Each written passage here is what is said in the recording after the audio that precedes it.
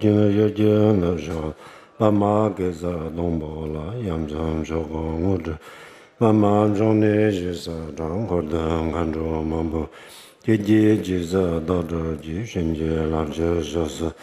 Guru Bama Sardo Oma Hum Badr Guru Bama Sardo Ma Hum Badr Guru Bama Sardo Ma Hum Badr Guru Bama Uma Hum Badr Guru Bama Sardo Ma Hum Badr Guru Bama Sardo Ma Hum Badr Guru Bama Sardo Ma Hum Badr Guru Bama Uma Hum Badr Guru Bama Sardo Ma Hum Badr Guru Bama Sardo Ma Hum Badr Guru Bama Sardo Ma Hum Badr Guru Oma Om Badr Guru Bama Sardo Ho Jela Da Jan Sora Da Bindi Da So Ganda Ni Bi Zab Jo Zun Nan Da Mo Da Tsu Jiwa Chu Dang Zha Xin Bi Ren Zha Da Sor Chung Den Den Gong Bo Jiang Ho Ra Yang La Jiang Zha Lu Gang Ge Lu Zhu Zhen Ni Zhen Zha Ni Da Nan Da Ra Sir真业东个真热就学你记得个了我们这个大这边做了马人们都等我介绍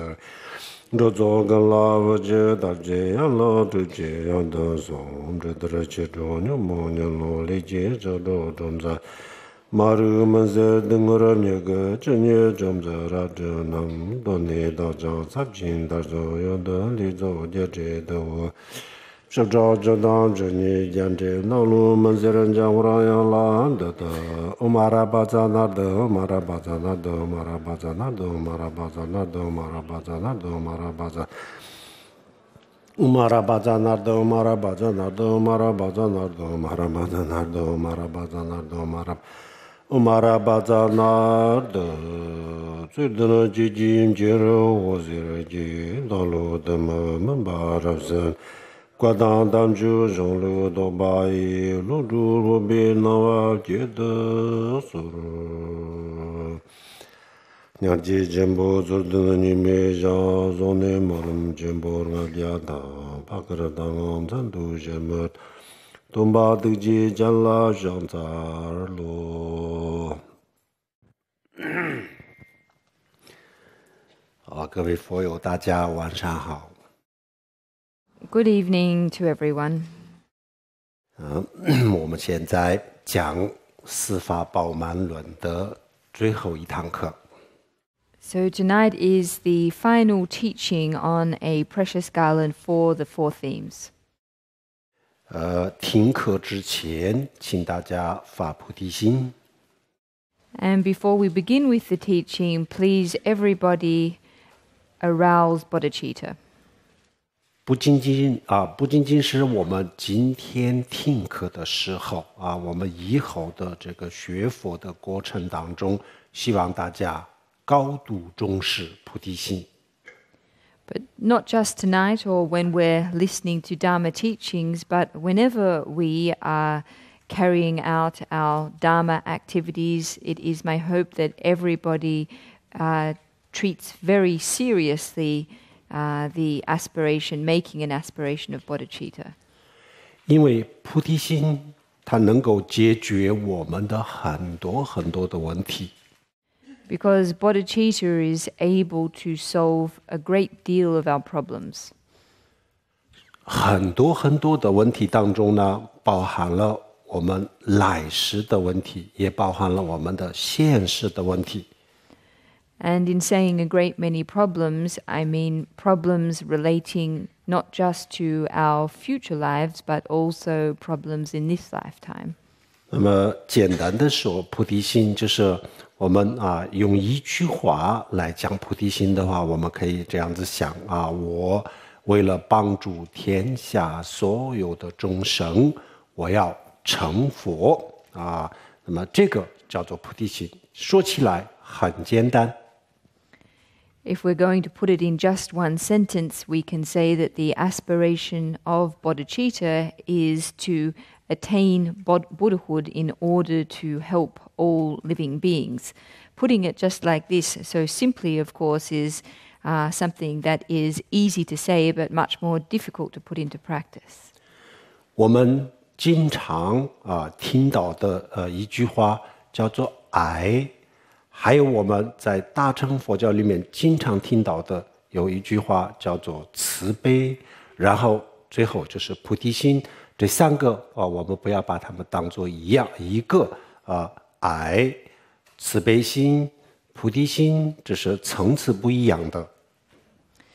There are three words that we often hear. One is love, and the other, particularly in Buddhism, is loving kindness and compassion. And then we also hear bodhicitta spoken about a lot. However, it's important that we not mix them all together and understand them to mean one and the same thing. In actual fact, they exist in a relationship, they exist at different levels in relation to each other. 大乘佛教它学佛的目的，它想达到的目标，不是现实的幸福和快乐，也不是来世的幸福和快乐，它就是要帮助天下所有的众生。The primary goal of the Mahayana path is not to attain happiness in this lifetime or to attain happiness in future lifetimes either. Rather, the primary goal of the path is to be of assistance to other living beings. 我们必须要知道一件事情可以这么理解，大乘佛教它的最终极的目标不是成佛，而是度一切众生不是成佛，而是让所有众生解脱。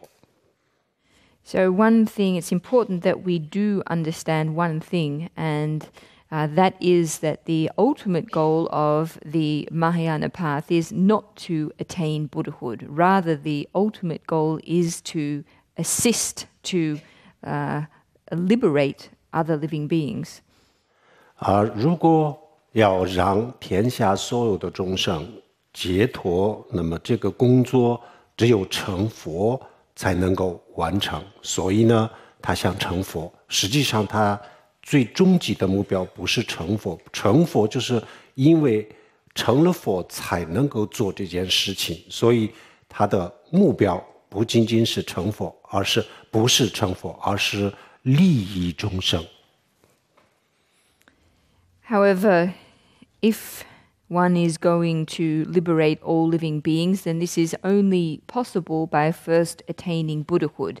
So therefore it is in order to benefit and be of assistance to other living beings that we aim to attend Buddhahood. So the ultimate goal, however, of the Mahayana path is not to attain Buddhahood for its own sake, but rather so that we might effectively assist in the liberation of all beings. 那么佛教讲无我，讲空心我们昨天也在讲无我。那为什么要讲无我呢？就是为了更好的能够帮助利益他人，所以要证悟无我，要放下我。So in Buddhism, we talk about, and last night we talked about concepts like no self and emptiness. Why is it that we emphasize no self and emptiness? Precisely for the reason that through letting go of ourself, we are thereby able to better assist and better help other living beings. So it's for this reason that we talk about letting go of our cherishing of self. 如果有我有我执那这样子的话，我们的这个利他的事情就是总是做得不是很完美。Whilst we are still in a state of clinging to the self, then our work in benefiting others can't reach a state of an ideal state. 比如说我们一开始的时候呢，我的想法很好，没有任何的自私的心就是完全是一个无自私的奉献这样子去做事情。但是呢，做这个事情的过程当中，然后就会产生很多很多的烦恼，最后这个还是把我们自己的事情就放在第一位。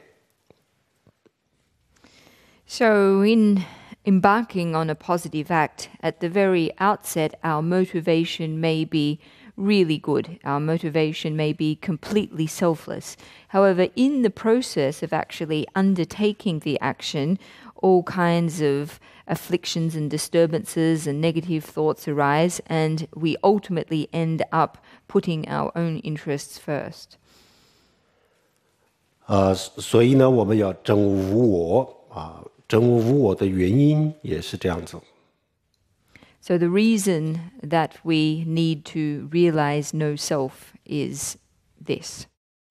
好，我们现在继续讲我们昨天讲的这个无我的修法。 So we're going to continue speaking tonight about what we were talking about last night, and that is a concrete practice method for realizing no self. 昨天我们问大家自我的定义是什么？我的定义是什么？然后呢，我们昨天还没有找到一个比较满意的答案。那么今天昨天回去了以后呢，大家有没有找到这个我的比较准确的这个定义？ Last night when we asked everyone what their understanding of the meaning of self was, we didn't arrive at a particularly satisfactory conclusion. So having gone home and having thought about this question, does anyone have a fuller or more complete answer to this question? 有吗？ Does anyone have any ideas? 有，好，请你讲，简单的说。我是唯一的，因为没有很多的我嘛，只有一个我，所以我是唯一的。第二个呢，就是说我是自主的，因为我只能叫自主，因为我只能让我自己命令我自己去做这个做那，我是自主的。第三个呢，就是说我也不是一下就有，一下就没有，所以呢，我是有在那个世俗的角度来讲，我是常在的，唯一的、自主的，常在。好，我知道这个从哪里来。好，还有吗？翻译。So the answer there was threefold. The first part being that I am unique. There is only one of me. I am self-sufficient. It's only me who's able to accomplish things for myself. And from a relative point of view, I am also permanent and enduring. 还有吗？还有人找到了吗？背后和后面的。As human beings, many things just happen automatically. Like our heart just beats, we don't have to tell our heart to beat, it just beats naturally. And similarly, our senses operate automatically, spontaneously, they just happen. Yeah, and then there's a sense of observing or watching that activity and trying to make some sense or organizing that, usually through language. And it's really just that sense of watching, of observing, of awareness, being aware of what's going on.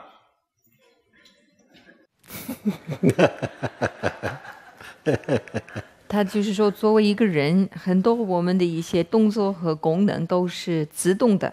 就比如说，我们的心在跳，这是它会自动的跳。那我们的感官的话，他们也会这个自动的去运转。那我们除了这些，就是好像一直都有一个在观察的一个意识。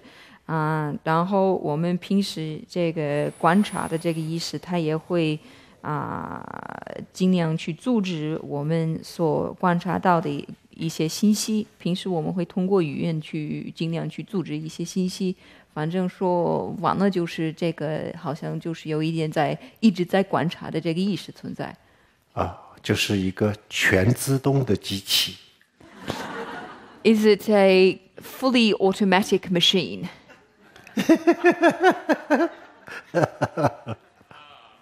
Yeah. So it's a self, it's a mental projection. It's completely created by our mind, and the basis for that, our physical body and our mental continuum. 自我就是全部是我们自己心里的一个头像。那么我们这个头像就是头像透视，是吧？然后我们的这个心和我们的身体，只不过都是这个我们心的一个头像。自我是什么呢？ What is self? Self is a concept. 就是一个概念。概念。好。后面。你我是会经历生老病死，会有眼耳鼻舌身意，会体察色声香味触法的高级生命体。高级生命体，好。高级生命体，其实。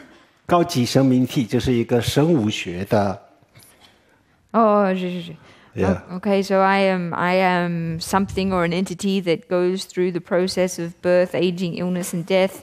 I experience the operation of my 5 senses, and I am an advanced life form. 好，你还有一个，他们都太复杂了，是吧？越解释越说越解释。好，那你就说个最简单的。什么叫不是别人就是我？好。如果你要问什么是别人，不是我就是别人。那这个是不是别人呢？这是别人，所以不是我。这个是别人。别的东西。别的东西。So this answer was that everybody else's answers are far too complicated. Putting it simply, we can just say what I am is not someone else. 那么，不是别的东西就是我。So that which is not something else is me. 所有的不是别的东西的都是我吗？对啊，所以我可以说，年轻的时候那个也是我，年老的时候也是我，因为他们都不是别的东西。一个我是存在的。好。So therefore it's possible to say that when I was young, that's me, and when I was a bit older, that was also me, because at both of those times, that me was not someone else. So therefore it's possible to say that these are all me. 好，我们今天大家都看到了什么是我大家也就会去思考了，非常好那么我们现在可以这么说，基本上都是我们基本上今天讲的都基本上都是我那么我们的最后我们看看佛经佛经上怎么解释我们想象当中的我那么我们的想象当中的我确实是刚才有一位师兄也提到了这个我有3个不同的有3个这个特点So everyone has gone home and thought about this question. That's very good. And in terms of the answers that have been given, the things that people have said, yes, they seem to describe the self. We're now going to turn to what the Buddhist sutras or the Buddhist scriptures say about the self, and are going to begin with what they say about the way the self is imagined. And primarily they refer to 3 ways or 3 attributes that are given to the idea of self. 好，3个特点。第一个特点是什么呢？我们想象当中的我们默认了它是永恒的，所以我们会想，我年轻的时候我老的时候等等，我们就一直都认为小的时候中年的时候老的时候，这个至少这么70-80年当中，我这是一直都存在的一个这样子的。所以呢，我们首先第一个，我们的想象当中的我们已经默认了，它是一个永恒不变的我。So the way that we conceive of ourselves, the first characteristic or attribute we give to ourselves is one of permanence. That is, we regard the person we were when we were young, and then the person we were when we were middle-aged, and the person we were when we were a bit older as all belonging to the same self. So we assent to this idea of the self, one of permanence. 好，第二我们以为或者是我们想象当中的我就是一个独立存在的，我们始终都认为只有一个我我们可以有10个手指头，但是不可以有10个我然后我们的身体上面呢有600多块肌肉，但是呢我就只有一个。然后我们的骨头，一个成人有202个骨头但是呢人就只有一个，只能有一个人。The second attribute that we give to this idea of self is that of independent existence. So that is, we regard it as possible that we have 10 separate fingers, however, only one of ourselves.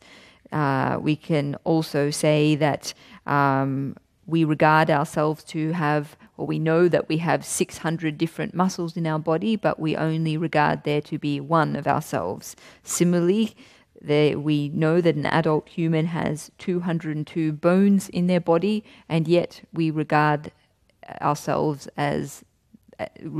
as only being one of ourselves. 还有第三个特点，我们一直都认为我就是住在这个整个的身体的主宰者或者是统治者。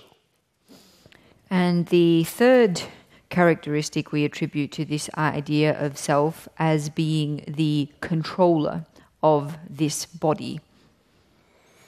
那么除了这3个以外基本上就是没有什么了。我们想象当中的我就是这样子的我那如果真的有我，那就是应该有一个这样，我们要找到这样子有3个特点的我如果我们找不到这样子的我，那么我们的这种想法，我们的这种概念刚才有一位师兄也说了，它就是一个概念。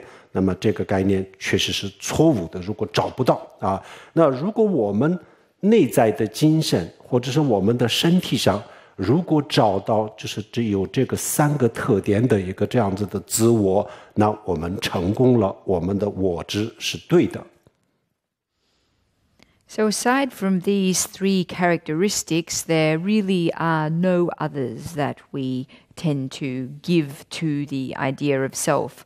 So as a corollary of this, if we are not able to prove that these 3 characteristics exist, if it doesn't stand up to our scrutiny, then this idea of self is not tenable. However, if we are able to prove that these 3 attributes of self are in fact existent, then our self-clinging and our self-cherishing is justified. 那首先我们看有没有一个永恒的这样子的我有没有永恒的我？那我们去这个寻找我的时候呢，我们就要在自己的内在的世界和外面的这个肉体就在这2个上面去找这个自我我们不可能到这个房子呀、车子上面去找我，我们从来都不认为房子是我，车子是我，所以我们没有必要到房子、车子，然后呢这些海螺这些上面去寻找我，这个我们从来都没有把它当作我我们把我们的身体和我们的精神就当作我，如果有我，那就要不就在精神上，要不就在肉体上，要找到一个这样子的我。So in terms of the first attribute, that is one of a permanent self, well, if we were going to go about locating this permanent self, then we would only have one of two places to look, and that would be in our minds or in our bodies.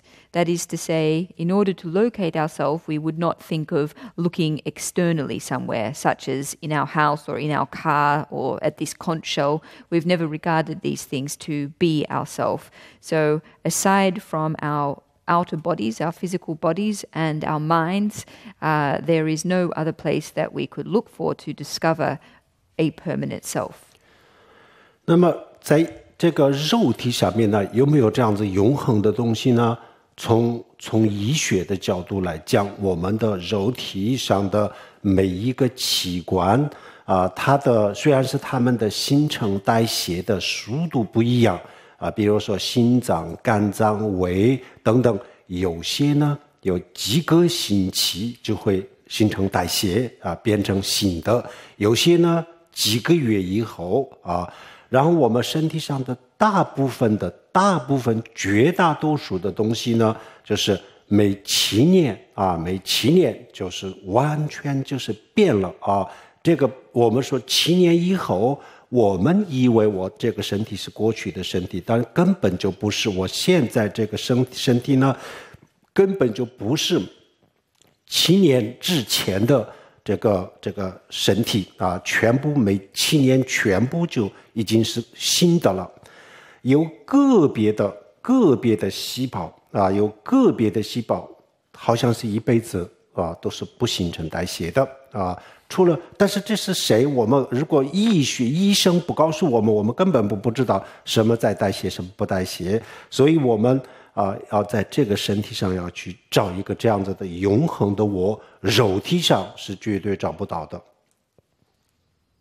In terms of locating a permanent self in our physical bodies, well, medical science tells us that our bodies and the organs that they are constituted by are constantly in a process of regeneration through cellular turnover and cellular regeneration. Even though different organs regenerate at different rates and at different speeds, nevertheless, we could say that in a 7-year period that our body has completely regenerated or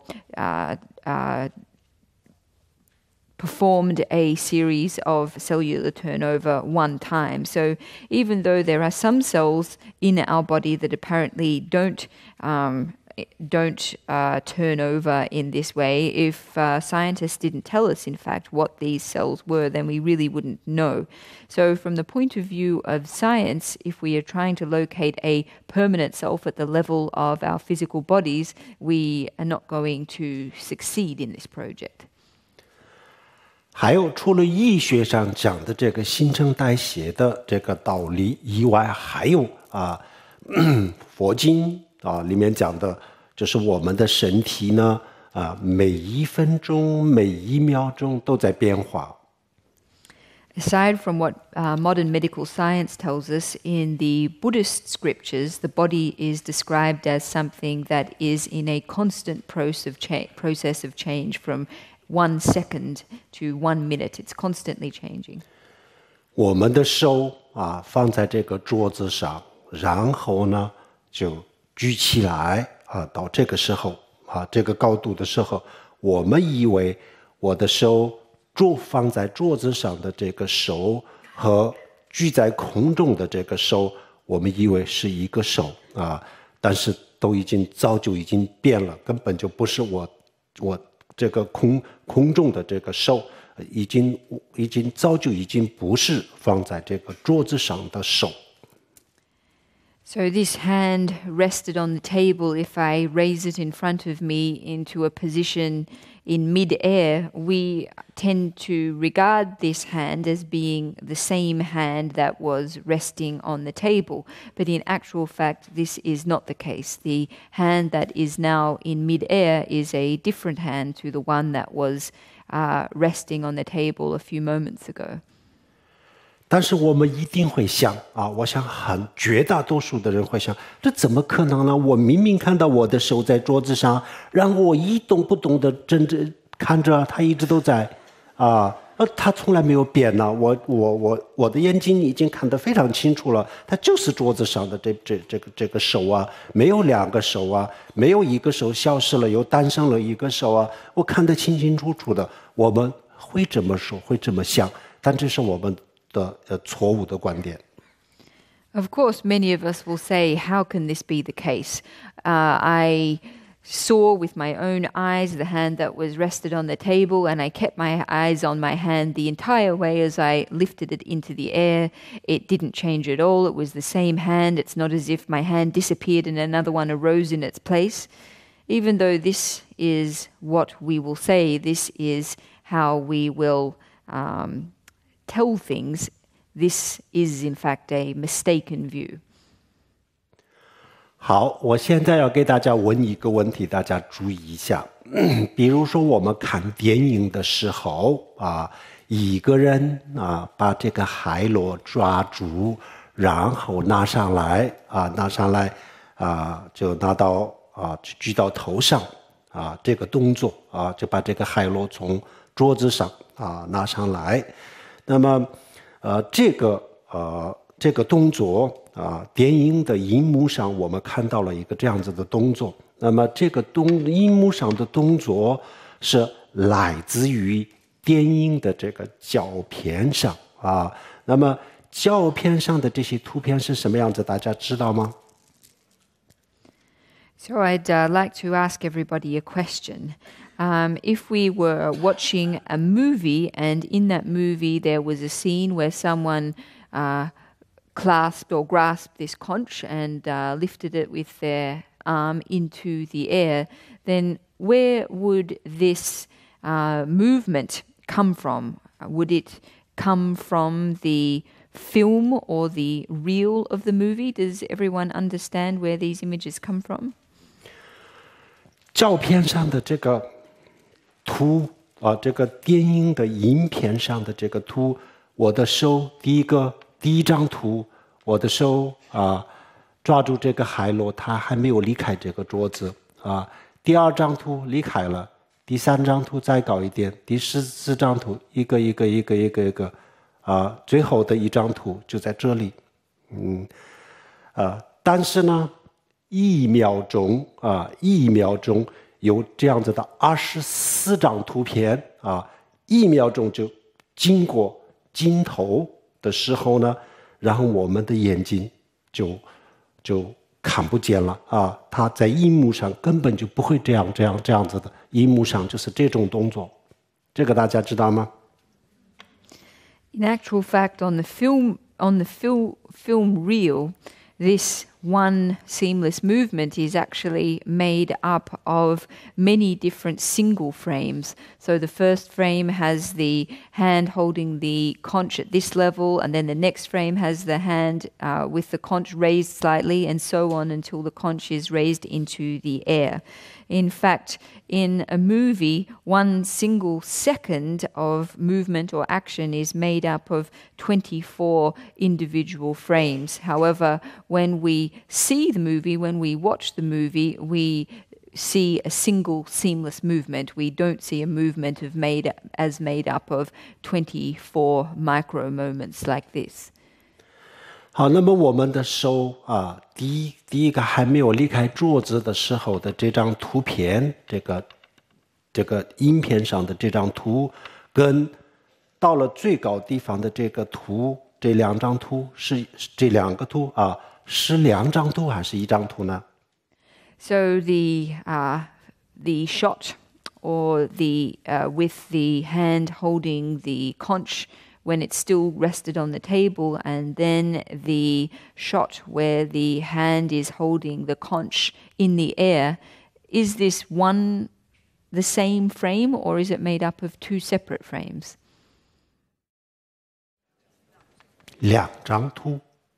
好，那么这个图啊，就是当时拍下来的我们的手。These two separate shots were 他当时记录下来了我们的手的运动。These shots recorded the action of our hand in the past. 所以第一张图跟第24张图这两个是2张图啊，2张图，然后中间的每一张图都是不一样的，但是呢，每1秒钟如果24张图啊经过这个镜头啊，这个时间上必须要达到1秒钟可以经过24张图啊，这个时候呢，我们的眼睛就分不出来，我们把第1张图和第24张图就把它当作，我们就看成一个手啊，就是放在桌子上的手和举在空中的手，我们的眼睛就把它看作一个手，一个手从这里移动到空中。So even though from the first shot to the 24th shot there are many shots in between, if 24 shots are able to be concentrated within a space of 1 second, then what we see is one single movement, one single hand. We don't see this motion or movement, this hand, as made up of 24 increments. 如果1秒钟啊只有10张图啊这样子的话，那它的结果是什么呢？ What would be the result if in a period of 1 second there were only 10 frames? 这样子我们根本看不到一个连续性的手，我们看到的是一条这样子的手。The result would be that we wouldn't see one continuous seamless hand, we would see a series of separate movements. 所以我们的眼睛要看到这个世界一个正常的动作，必须要这个有时间啊，必须要这个它的速度跟我们的眼睛是要配合的。So if our eyes are to perceive a normal world and contiguous movement, then the speed of what we are seeing needs to cooperate with our eye sense. 所以放在桌子上的手和举在空中的手不是一只手，它不是一个但是呢，我们把它看作是一个，就是因为这个速度，因为无常变化的速度，我们的眼睛没有办法这个辨别我们就把它看作一个，是我们的眼睛的错觉。So in actual fact, the hand that rests on the table and the hand in mid-air are not the same hand at all, but it's because our eyes are unable to differentiate these different hands that we mistakenly regard them to be one in the same. But this is a mistaken perception. 如果在这个逻辑上我们再往前思考一下，那么我们会发现一个更加的不能理解的东西。So if upon this foundation of logic we press one step further, we will discover something that is even more difficult to comprehend. 从时间的角度来讲大家问一个问题，从时间的角度来讲，比如说第1、第2、第3、第4或者第1分钟、2分钟、3分钟、4分钟那么第1分钟跟第2分钟可不可以同时出现呢？ So I'll ask everyone a question about time. So let's just say minute 1, the first minute, a second minute, a third minute. Is it possible for the first minute and the second minute to exist at the same time? Yeah. 可以吗？好。那么第一个，比如说10个小时当中的第一个小时和第2小时也不可以同时出现吧？也不可以。So within a period of 10 hours, it's also not possible, is it, for the first hour and the second hour to exist at the same time? 好，不可以的话，那么我们比如说有5分钟的时间，那么有第1分钟我们这个第1分钟的时候，第2分钟、3分钟、4分钟，其他的时间现在还在吗？ So in a period of, say, 5 minutes, during the first minute, do the second, third, and fourth minutes exist? 好像是我没有表达清楚，这样子。5分钟从1分钟到5分钟，那么这个5分钟是5分钟的时间是不可以一起出现，是吧？好。So putting it more clearly, the question would be in a period or a duration of 5 minutes. It's not possible, is it, for all of these minutes to exist at the same time? 好，那么到了第3分钟的时候，第1分钟和第2分钟还在吗？ So when we reach the third minute of this 5-minute duration, do the first and second minutes still exist? 还在吗？ Yes or no?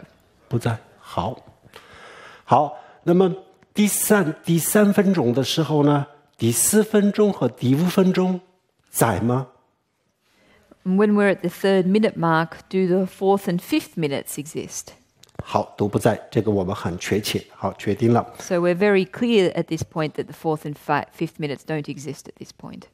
好，那么这样子我们的身体或者是我们的精神就是每1分钟都在这个变化无常。这个我们刚才通过一个电影的胶片给大家说清楚了。我们的这个身体和我们的精神，每1分钟、每1秒钟都在变化，这个大家能理解吗？ So turning then to our bodies and minds, does everyone now comprehend that they are in a state of constant change and impermanence, changing every second and from every second to every minute? We just illustrated this using the analogy of the different movie frames. Is this something that everyone understands now? 好，那么现在我们7点54分钟，这个作为现在。这个的后面都叫做过去它的前面都叫做未来。So looking at the time right now, which is 7:54, everything before this we can refer to as the past, and everything ahead of it we can refer to as the future. 好，那么7点54分钟的时候呢？ 它是现在，那么现在的时候呢，过去在吗？ So at this point, at 7:54, does the past still exist? 过去不存在。No. 不存在。好，那么未来这个时候存在吗？未来 Does the future exist at this point? 那只有当下。 只有现在才是存在的，其他都不存在的，是吧？ So is it the case that nothing except the present time, the present moment exists? 好，这样子的话，那我们的所谓的我就是当下的1分钟。So putting it like this, you could say that our so-called selves is nothing more than the present moment. 这个能理解吗？ Is this able to be understood? 好，我是1分钟。I am 1 minute. 还有更过分的就是1分钟，如果我们作为现在的话，那这个之前之后是可以未来和现在。如果我们把1秒钟作为现在的话，那么1秒钟之后之前都是未来，之后都是过去，都不在。那么最后的结论，我是1秒钟。So if we use our unit, if we take a minute as our primary unit of time, then everything before this minute is the past and ahead of this minute is the future. So I exist only as this current minute. However, if we were to go to an even more extreme level and use a second as our primary unit of time, then we could say that everything prior to this second is the past and everything ahead of it is the future, and therefore that I am nothing but this current second. 好，那我们的身体呢，就是这样子在变化，那我们的精神也是这样子变化。那么这个上面呢，我们已经很清楚了，没有一个永恒不变，从小到现在不变的这个自我，我们的身体上、我们的精神上找不到，因为我们的这个我们想象当中的我是不变的不变的。那么我们的身体和我们的心精神，我们刚才看了，每1分钟、每1秒钟都在变化。那么这个变化的这个心和身上面有没有不变的自我呢？ So we can see from this, we can understand now that our physical and our physical bodies and our minds are in a constant state of change and impermanence. They are in every second and every minute they are changing. It is so. It's therefore not possible to locate a permanent and unchanging self. 所以我们的身体、我们的精神，还有我们的世界，整个的宇宙，实际上就是1秒钟。So we could say that everything about us, our physical bodies, our minds, even the external cosmos, is nothing but 1 second, this current second. 1秒钟之前的叫做未来，它还没有诞生，所以它不存在。Because 1 second in the future is precisely in the future, it hasn't yet arisen, therefore it is non-existent. 然后1秒钟之后的叫做过去，它诞生了，但是现在已经消失了，不存在。And 1 minute ago has already passed, it's already finished, so it no longer exists.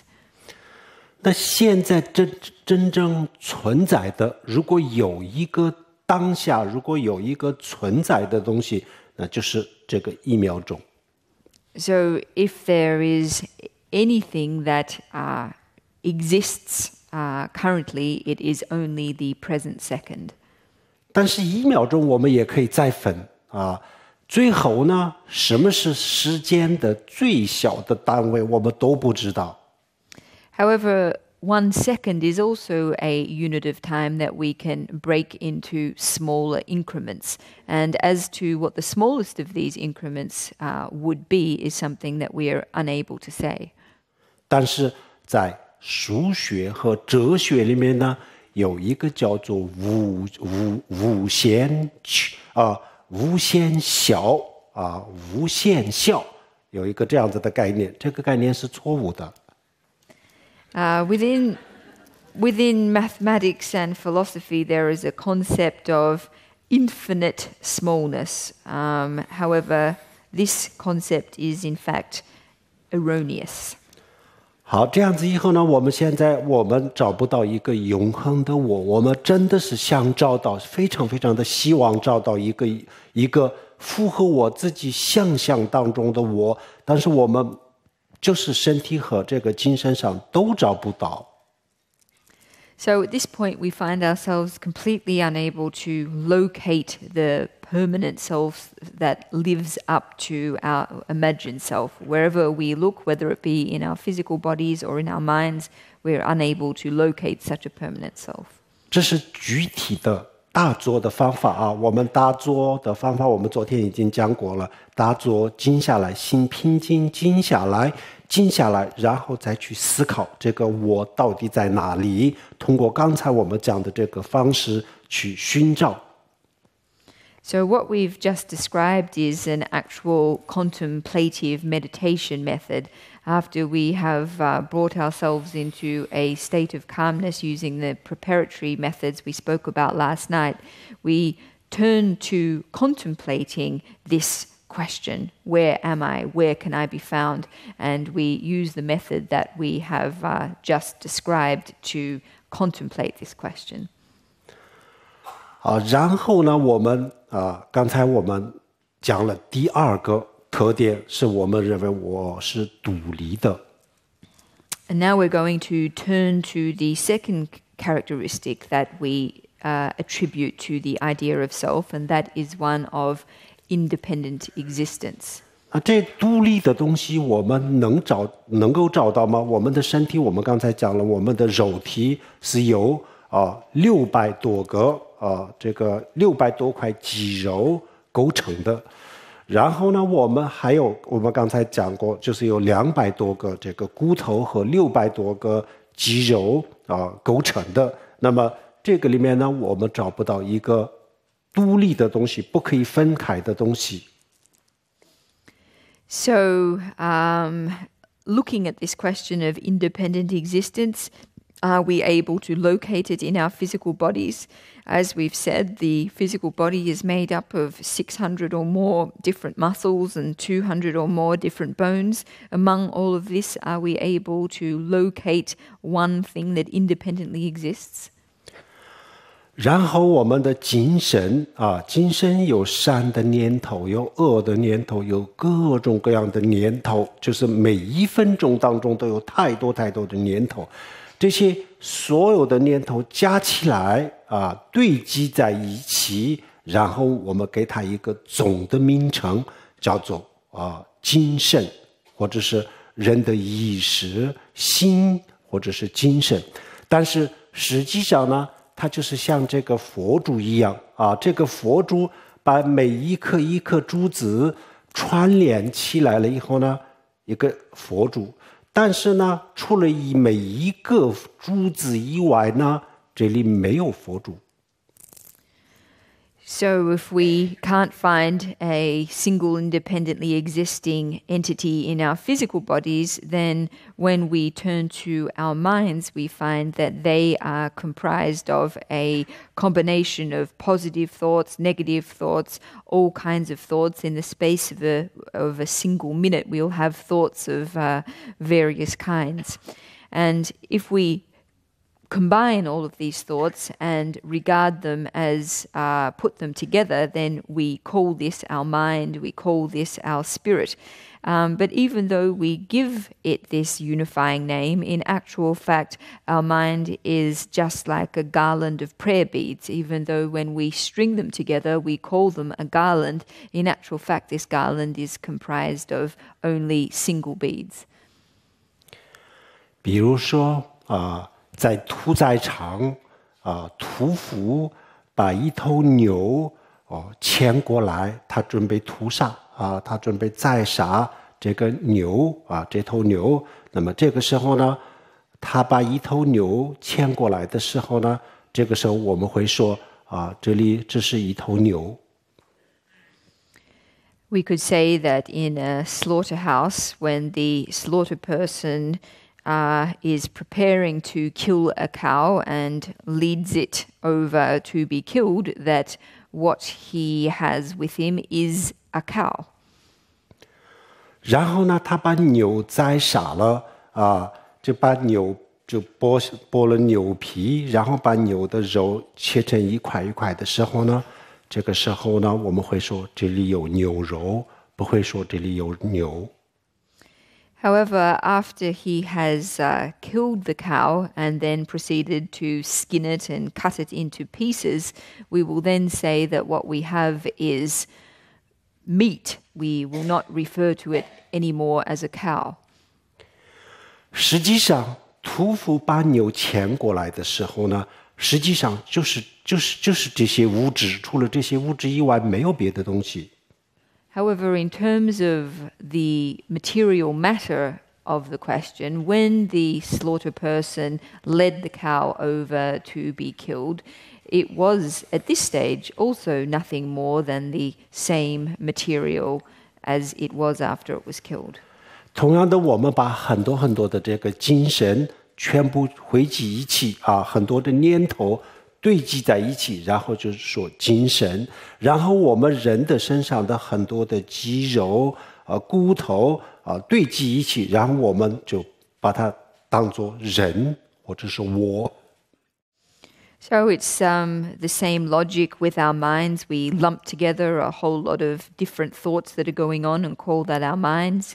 With ourselves or our bodies, we regard a whole lot of muscles that exist to belong to oneself. 好，这是第二啊，我们找不到一个这样子的独立的我，独立存在的我。So in terms of this second supposed attribute of a self, we have shown that it's not possible to locate an independently existing self. 好，现在我们要注意一下，大家注意一下一个我们的语言文字的一个表达的方式。So we're going now to demonstrate something about language and a mode of expression. 比如说，我们会说我的笔啊，我的海螺，然后就是我的手表啊，然后就说我的书。所有都可以叫我的啊，这些物质都不是我，都不会是我，都是我之外的东西，可以叫做我的，我不可以叫做我的。So in general, we describe things as belonging to ourselves. We talk about my pen, my conch, my watch, my book. In general, external objects we refer to with this possessive pronoun of my. The one thing that we can't refer to as mine or my is me. 是你们觉得是这样子吗？是不是所有的可以叫做我的啊这样子的东西都不是我？ Does everybody agree that everything we refer to as mine is not me? 是吗？是吗？ Yes. 英语里面也是吗？ Is this the case in English too? 是啊，这不哎呀。I don't know that I agree with that. If you look at someone who, for example, has Alzheimer's disease, you can speak of losing a sense of my identity, losing a sense of losing my me.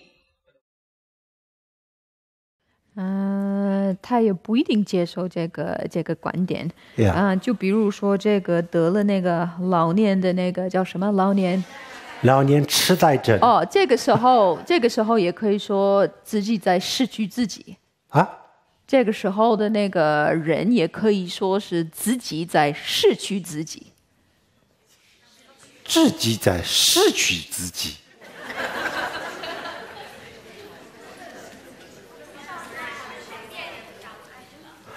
自己在失去自己，这是一个表达的方式而已，实际上就是忘掉了自己的意思吧。比如说我出去了不会回家，然后我找不到我的门牌，然后我找不到我回家的路。So even though we say that one is losing oneself in this situation, this is just a mode of expression to describe forgetting things, such as how to find my way home and where I put my things and things like this. 如果真的是我自己失去了自己的话，那肯定是有两个我。If it was really possible to lose myself, then there would have to be two of me. 有2个我的话，我可以其中一个我失去了，我找不到这个我了。If there's two of me, then it's possible to lose one of them and to say that I have lost it and I can't find it. 那这个时候也不会叫做我的我失去了吧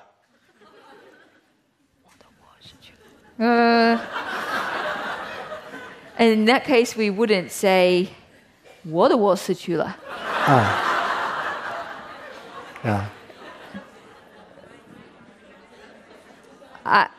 I've lost my own self. 我的我失去了 ，my I lost my me. 不会这样子吧？ We wouldn't say this, would we? 老年痴呆的时候呢，可以说失去了我，但是不会说我的我失去了。So it's possible to say with Alzheimer's disease that I've lost myself, but it's not possible to say that I've lost my me. Why is that different? 这两个有什么不同？这2个有很大的不同，我等一下要解释。They have a great difference.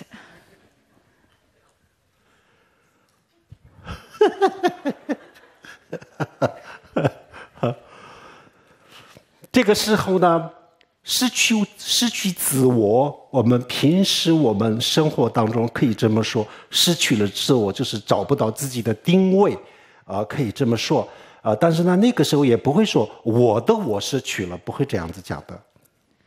So when we talk about a loss of self, in general, this refers to a loss of sense of self. However, we wouldn't say that we have lost my me. 大家再想想，是不是可以说凡是可以叫我的这些东西是不是不是我呢？是不是都是身外的东西呢？ So is it the case that everything that we can describe as mine exists outside of myself, is not myself? 我的手是我的。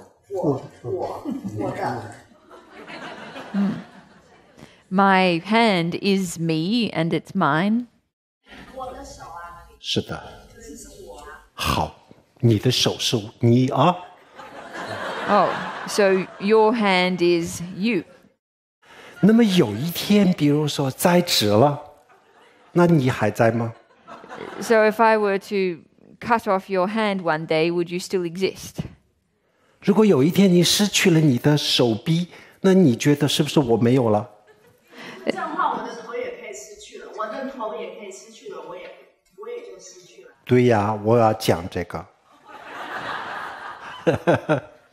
So Campbell was going to talk about this, whether or not we still say that I exists if we lose a certain part of our body.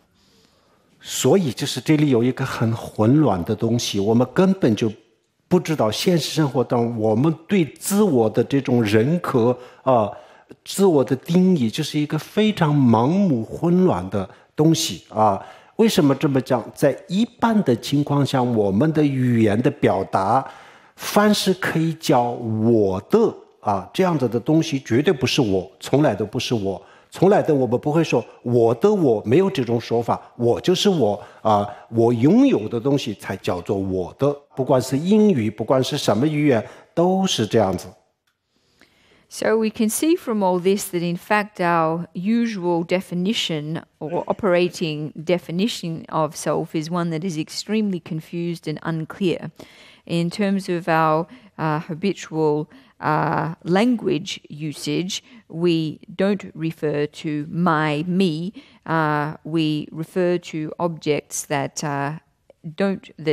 we refer to objects as my or mine to indicate that they are not myself. 可是有一个问题是什么呢？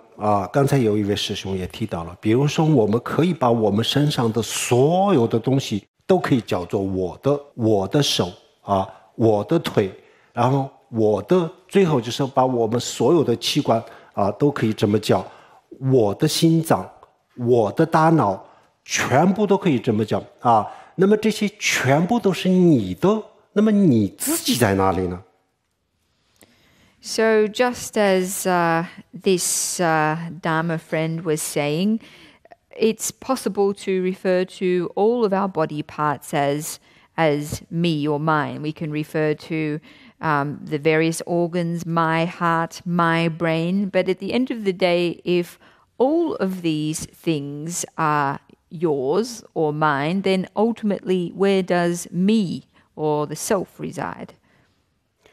但是还有一个矛盾的东西什么呢？有些时候我们的手疼的时候呢，我们会说我很痛痛什么？是手痛的时候，我们会说我很痛；头痛的时候呢，我们会说我很痛那么一会儿呢，又会说这是我的一会儿有这时候这是我，那么这两个是矛盾的。And there's another contradiction in the way that we use language. For example, if our hand hurts, we sometimes say, I hurt. Or if our head hurts, we sometimes say, I hurt. But at other times, we refer this to our hand as my hand, or my hand that hurts, or refer to my head as hurting. So there is a contradiction between the way that we refer to these body parts and their sense of pain. 好，这个就是第三个住在者我们平时不观察的时候呢，我就是自我，就是住在者，他住在我的精神，住在我的这个身体，他可以支配我的所有的器官，我的精神那么我就是一个管理者，一个统治者，然后呢，我的身体，我的精神是被统治的就是一个这样子的观念。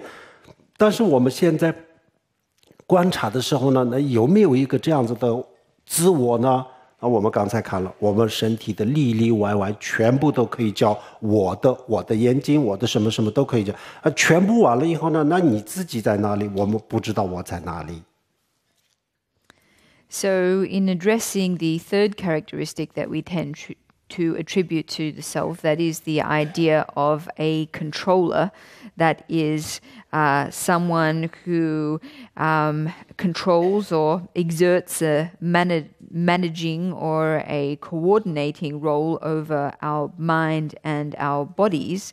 In actual fact, when we investigate it, we find that even though we refer to our different body parts as mine, if we attempt to find the self that exerts this coordinating role over these different parts, we are unable to locate it. 这个就是对我们是一个很大的讽刺为什么呢？我们学历这么高，博士后什么都学完了，最后就搞不定我自己是什么。So in actual fact, this is we really should be laughing at ourselves. So people who have completed PhDs and postdoctorates, etc., are still, if they tried, still unable to locate themselves if they try to. 爱因斯坦他也是这样子，他很聪明，他是一个伟大的科学家，但是对自我的问题上，他也是这样子。And Einstein was just like this. He clearly was a great scientist, but in terms of this problem of self, he was just the same as us. 柏拉图、苏格拉底、亚里士多德，所有的这些哲学家，他们有很多很多非常伟大的哲学思想，但是对自我的问题上都是这样子。And even the great philosophers like Plato and Socrates and Aristotle, even though they made great philosophic contributions in other ways, had no understanding of the self. 那我们今天大家都是这样子，我们所有人都是这样子，就是我们都认为就是有一个这样子三种特点，具备三个特点的我在，我们一直都从来没有去观察，一直都认为有。但是我们现在就是深入的去观察的时候呢，我们会发现这些都是错误的。And all of us today are just like them. We tend to imagine that ourselves are constituted by the three characteristics that we spoke of. However, when we really turn to examining whether these stand up to our scrutiny, we discover that in fact they don't. 那我们的结论是什么呢？刚才有一位师兄提到了，我就是一个概念，一个抽象的概念。So what's the conclusion we can draw from all this? Well, just as someone said at the beginning of tonight, the idea of self is a concept, ultimately an abstract concept. 我们一头牛它活着的时候，它还没有变成牛肉的时候呢，我们认为是一个很具体的生命生命的个体。我们不会说一头牛是一个抽象的概念但是呢，当把一头牛变成了牛肉的时候呢，我们会认为牛肉就是一个很具体的东西，但是牛这个时候就是一个抽象的概念。So it's just like a cow when it's still alive, that is before it's been turned into meat, then we regard it as a very concrete and specific life form. And at this point we regard meat as more a concept that is more abstract in nature. However, after the cow has been turned into meat, we regard this as a more concrete kind of entity or substance. And at this point, the concept of a cow is more abstract. 一个人的身上，我们刚才讲了有600多块肌肉，然后这些肌肉分解了以后呢，它都变成了这个纤维有60亿一个人的身上。有60亿纤维，那这个时候我们会认为纤维才是具体的，然后肌肉就是一个抽象的概念。So in our bodies, as we said, they are made up of 600 or more different muscles, and these muscles can be broken down into 6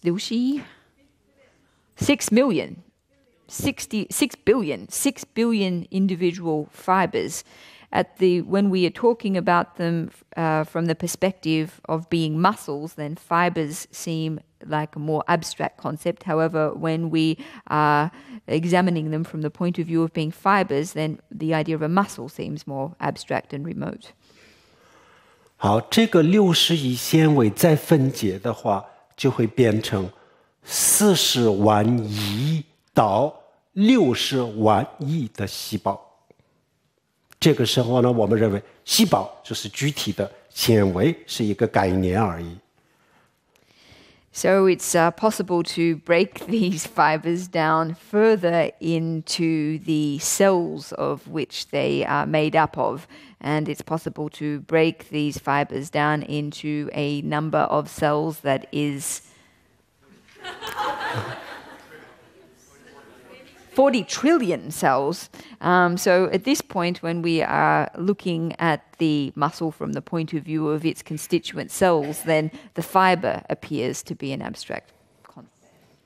然后我们的精神也可以通过时间来可以分一分钟可以分60秒，然后1秒钟也可以这样子分。最后呢，1分钟的首先我们认为1个小时就是一个很具体的时间的单位，然后分了60分钟的时候呢，我们认为1分钟就是一个很具体的时间的单位，但是1个小时呢又是变成了一个抽象的概念。那这样子以后呢，最后一层一层一层都变成了一个抽象的一种概念而已。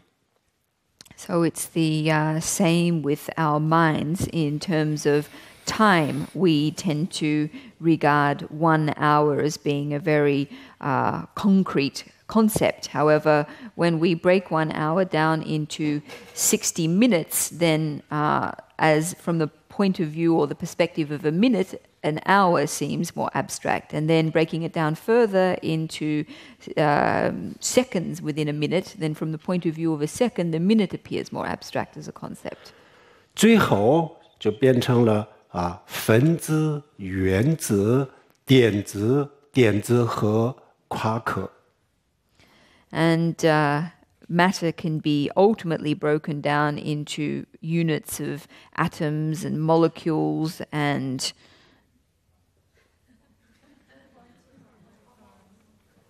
at the very smallest unit, quarks. 现代科学就停留在这个夸克这个层面上，那佛教已经走在前面，那现代科学可能还要等30到50年这样子的时间，那这个时候他们会突破这个夸克现在都有一个理论叫做线理论实际上夸克也就是只不过就是因为线的不同的振动而已，实际上夸克也不是一个真实的东西，它也是一种错觉那以后呢他们也会，但是这个是目前还没有实验的这个证据，这是一个理论而已那么最后呢他们一定会突破，最后呢佛教跟科学在这个物质方面完全会走到一起的，那么现在就佛教还在前面走了几步了So contemporary science, currently the smallest unit of matter is, or the smallest material unit is that of the quark. So at present, contemporary science has not gone as far as Buddhism in this regard, although the advent of string theory does present some promise here. There is a question. The whole idea of a quark is challenged. There is the idea that, in fact, it is nothing but a perception itself. So it's possible that in a period of 30 or 50 years that science may catch up with Buddhism.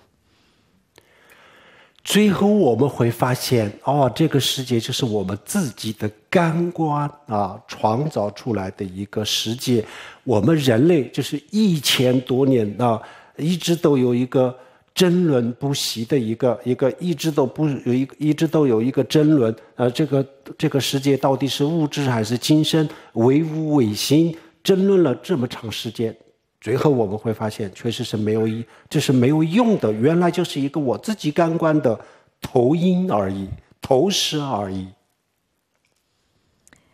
Ultimately, we will discover that, in fact, the entire world is naught but a creation of our own mind, and that the debate that has been going on for centuries about whether the world is ultimately material in nature or created by the mind, that all of this, or is mind, that this debate has in fact been pointless, and that ultimately everything is nothing but the mind's projection.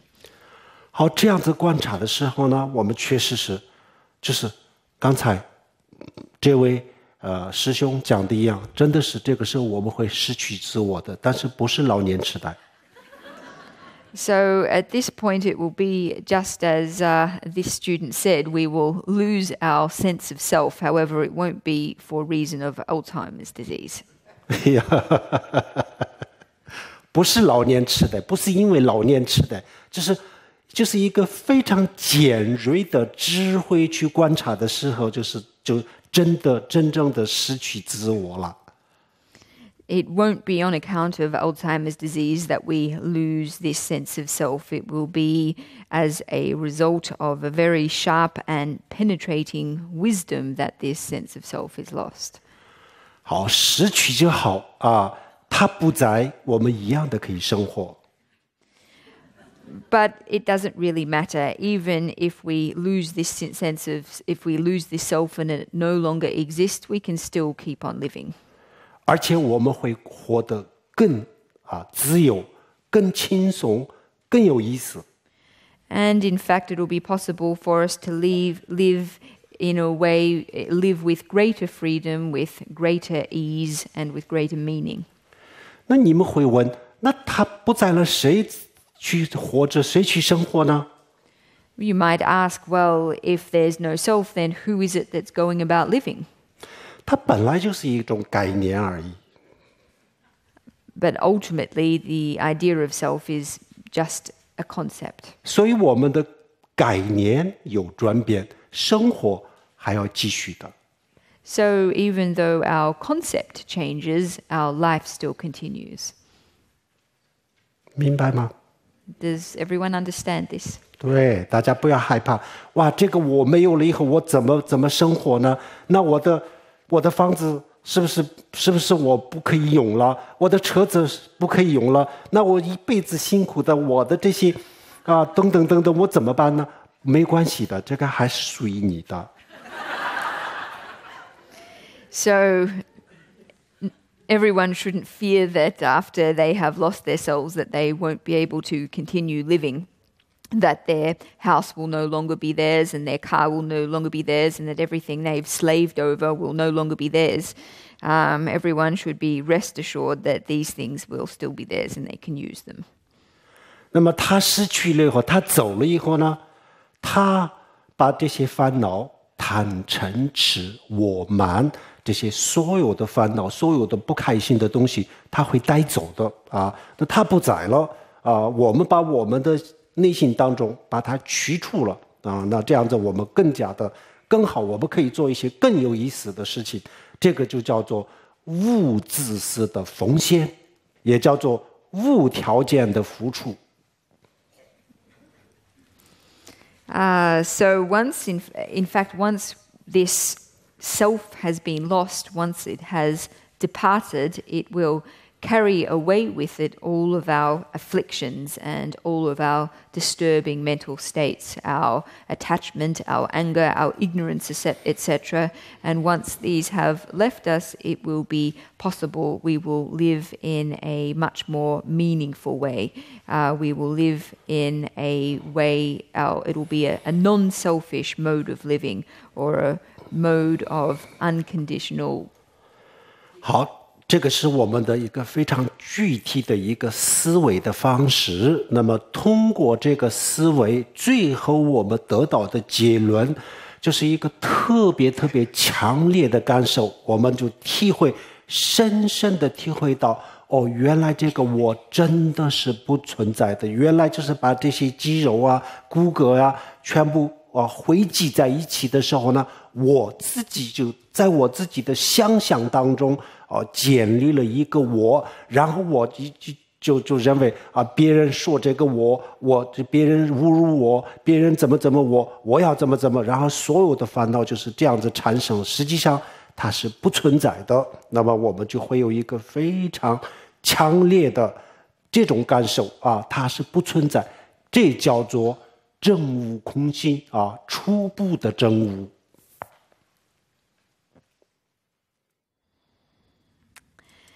So what we have just spoken about is a very specific mode of inquiry, of contemplative inquiry. And by engaging in this contemplative inquiry, it is possible for us to arrive at a very deep and acute realization of the lack of an inherently existing self. It's possible for us to realize very directly that our muscles and bones that we have tended to lump together and imagine as ourselves indeed is without foundation. So even though we have created this idea of self, constructed an idea of self, and on this basis have felt that when others insult us or treat us badly that we should do this and that it is this idea of self that has been the source of all of our suffering. So by engaging in this contemplative inquiry, it is very possible for us to arrive at a palpable, acute and deep understanding of the non-existence of self, and this is the beginning stage of a realization of emptiness. 好，然后我们找到了一个这样子的结论就是一个原来这个我真的是不存在，它是一个虚拟的就是一个虚幻的东西。有一个这样子的深深的体会的时候，然后我们就安住在这个体会当中所谓的安住就是把这个体会要把它维持维持这个现状，这叫做修空心。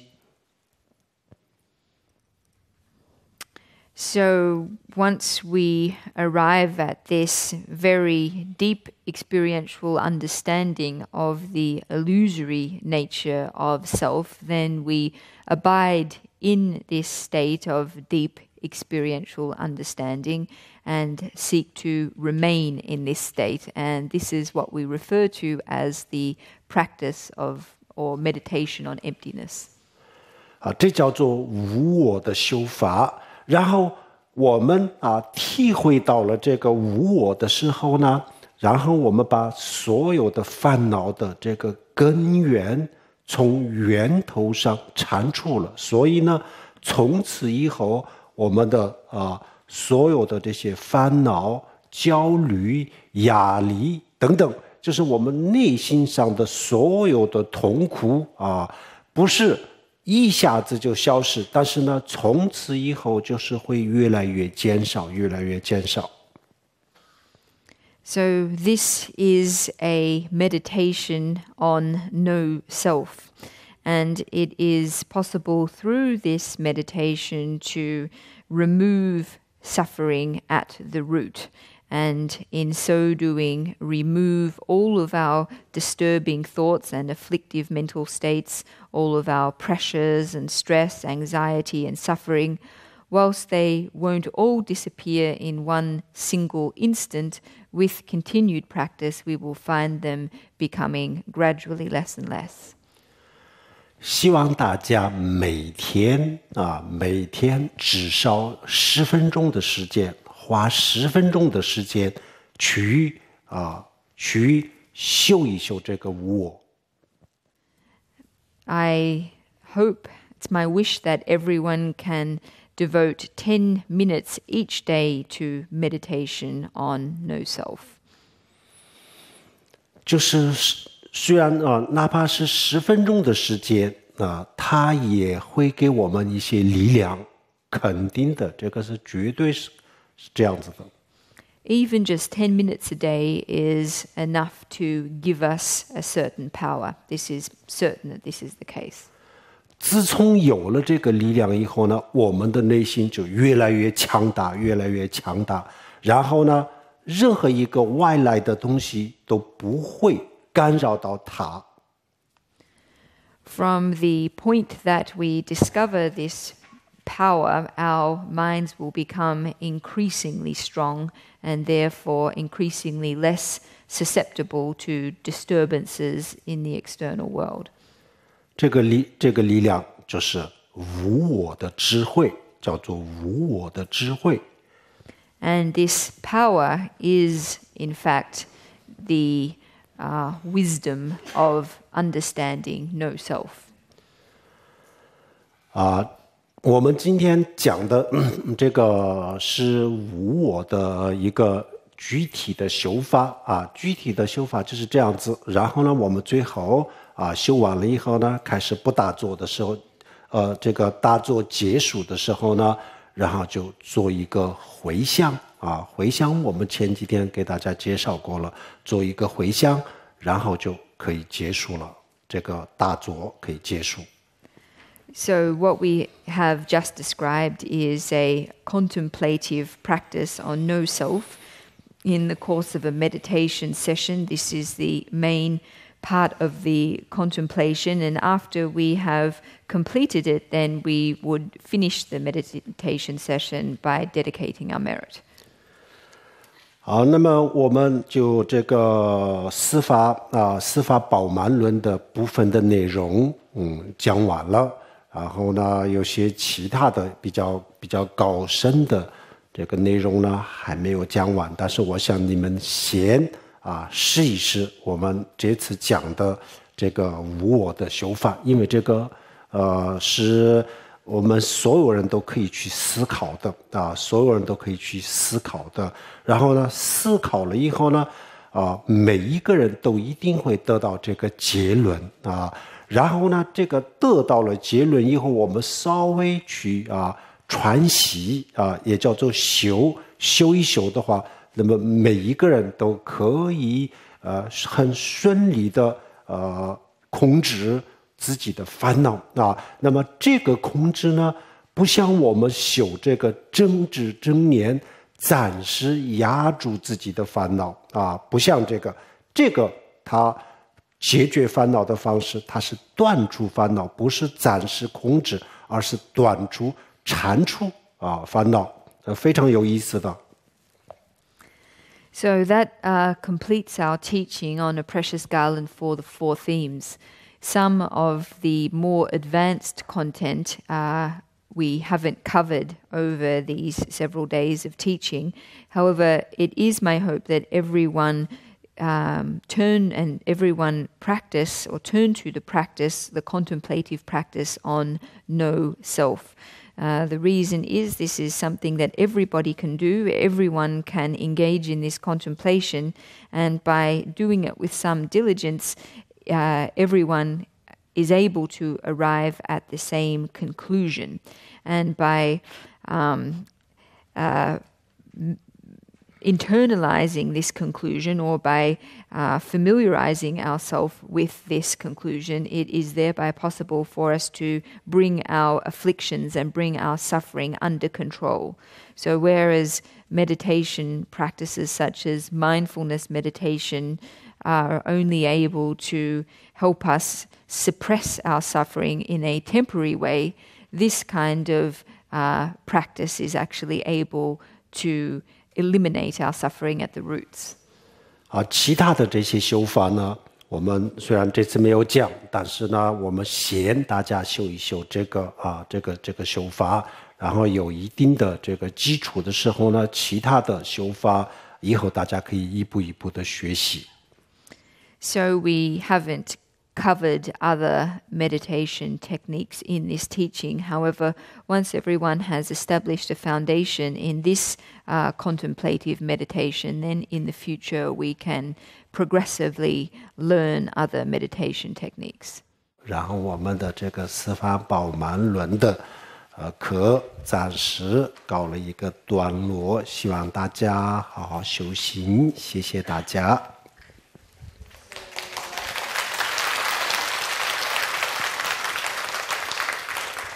That brings to a conclusion our teaching of a precious garland for the four themes. I hope that everyone practices well. 好，我们现在开始做回向那么我们这次有7堂课讲了这个四法宝鬘论，然后呢，我们把这个功德回向给天下所有的众生我们真诚的发愿。愿天下所有的众生以我们的这个功德能够健康长寿、幸福快乐，很快就能够超越生死轮回这样子的发心做回向。So we're now going to dedicate the merit from these 7 individual teachings that we have taken part in, and to do so by making the wholehearted aspiration that by means of this merit that other beings may obtain health, long life and happiness, and ultimately freedom from the sufferings of samsara. Sonam de damja zabanya tole ni be jana banje kirga na je wa long zhe bai zhe bin zo len zhou wa zhou er shou jia hu re hua wu xie den jun ba gen de zang bo de a de zhen de da gen ji ji zhen da lo ge wan de da dan zhe ra de wo Tisum shabe jarwa damje, Moa kalam shobda wamba, Daga givi zawan dagan, Zambo shabsharab da warabja, Oma ahom banza garabama sadahom, Oma ahom banza garabama sadahom, Oma